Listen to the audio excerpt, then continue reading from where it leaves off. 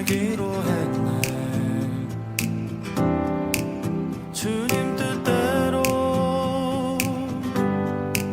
살기로 했네. 주님 뜻대로. 잘 다스리는 장로들은 배나 존경할 자로 알되 말씀과 가르침에 수고하는 이들에게는 더욱 그리할 것이니라. 성경에 일렀으되 곡식을 밟아 떠는 소의 입에 망을 씌우지 말라 하였고 또 일꾼이 그 삭슬 받는 것은 마땅하다 하였느니라. 장로에 대한 고발은 두세 증인이 없으면 받지 말 것이요 범죄한 자들을 모든 사람 앞에서 꾸짖어 나머지 사람들로 두려워하게 하라. 하나님과 그리스도 예수와 택하심을 받은 천사들 앞에서 내가 엄히 명하노니 너는 편견이 없이 이것들을 지켜 아무 일도 불공평하게 하지 말며 아무에게나 경솔히 안수하지 말고 다른 사람의 죄에 간섭하지 말며 내 자신을 지켜 정결하게 하라. 오늘 본문은 교회 장로에 대한 바울의 가르침을 담고 있습니다. 본문에서 장로라고 번역된 헬라어 프레스비테로이라는 말에는 1차적으로 잘 다스리다라는 뜻을 가지고 있는데요. 오늘 본문 17절에서도 이 같은 의미가 잘 드러나고 있습니다. 디모데전서 5장 17절 말씀입니다. 잘 다스리는 장로들은 배나 존경할 자로 알되 말씀과 가르침에 수고하는 이들에게는 더욱 그리할 것이니라. 17절에는 장로의 두 가지 역할이 대표적으로 언급되고 있습니다. 즉, 잘 다스리는 것이 첫 번째이고 또 말씀과 가르침에 수고하는 것이 두 번째인데요. 이 같은 장로의 역할은 오늘날에는 치리와 설교의 직을 겸하는 목회자의 역할에 조금 더 가깝다고 볼 수 있는데요. 본문에서 장로들을 배나 존경해야 한다는 것은 1차적으로 어떤 막연한 존경이나 존중을 장로들에게 보여주어야 한다는 것을 뜻하지는 않습니다. 그보다는 2배 더 보수를 주어야 한다는 것을 말하는데요. 세번역 성경은 이 점을 분명하게 하기 위해 존경이라는 단어에 보상 혹은 보수라고 각주를 달고 있습니다. 그렇다면 여기서의 2배는 어떤 기준에서의 2배를 말하고 있는 것일까요?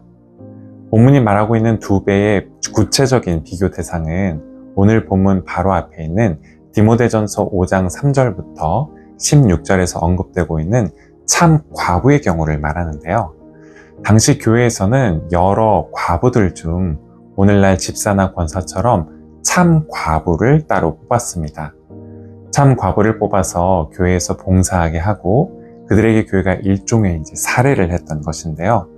디모데전서 5장 9절부터 10절은 참 과부에 대한 기준을 이렇게 제시하고 있습니다.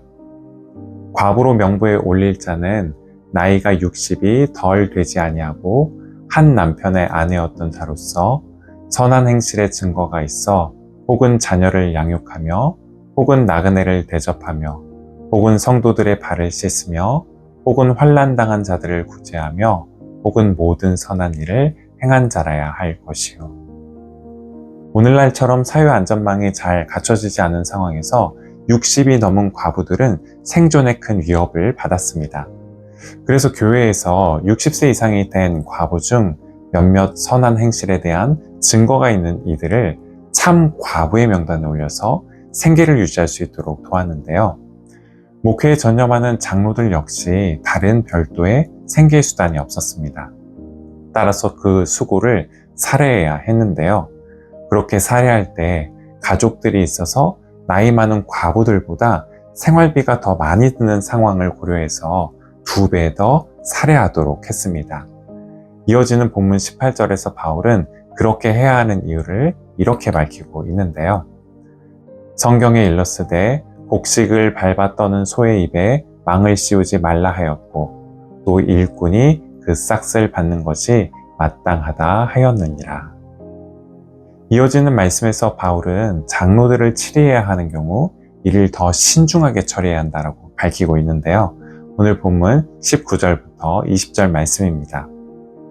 장로들에 대한 고발은 두세 증인이 없으면 받지 말 것이요 범죄한 자들을 모든 사람 앞에서 꾸짖어 나머지 사람들로 두려워하게 하라. 19절은 소위 말하는 두세 증인법을 그 배경으로 하고 있습니다.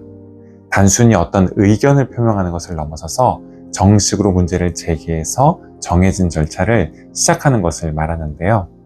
이때 장로에 대한 고발은 쉽게 받지 못하게 했습니다. 장로에게 어떤 특권을 주려 한다기보다 그 고발이 교회 전체에 미칠 파장을 고려했기 때문인데요. 다른 여느 공동체나 조직에서처럼 교회 안에서도 서로 의견이 갈려서 분쟁이 생길 수 있습니다.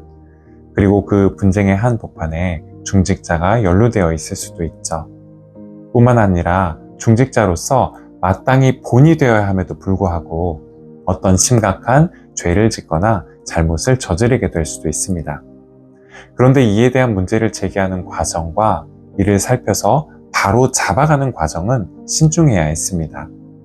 그것이 단순히 어떤 한 개인의 문제일 뿐만 아니라 그가 공동체 전체로부터 받은 신임과 위임을 따라 공적으로 담당하고 있는 직분에 관한 것이고 한두 사람에게 뿐 아니라 온 교회에 영향을 미칠 수 있는 일이기 때문입니다.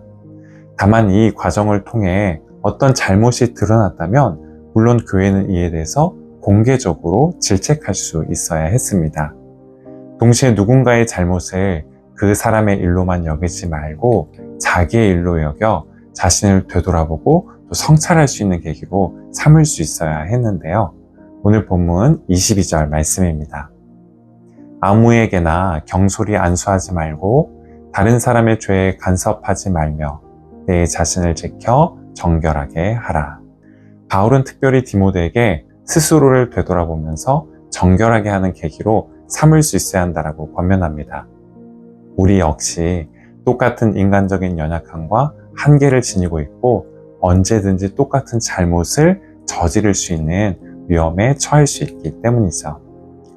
관련해서 제가 전에 사역했던 교회에 출석하셨던 이철환 집사님이라는 분이 쓰신 반성문이라는 책의 일부를 나누고 설교를 마치려고 하는데요. 이렇게 고백하고 계십니다. 하나님, 저는 나비가 되고 싶었습니다. 그런데 나방이 되고 말았습니다. 촛불 속으로 몸을 던지는 나방이 되고 말았습니다. 아내와 딸 아이에게 혈기를 부리고 막말을 하고 죽이고 싶도록 제가 싫어 당신의 이름조차 모른다고 했을 때 당신은 끝끝내 제 손을 놓지 않으셨습니다. 하나님, 저는 죄인입니다. 용서해 주세요.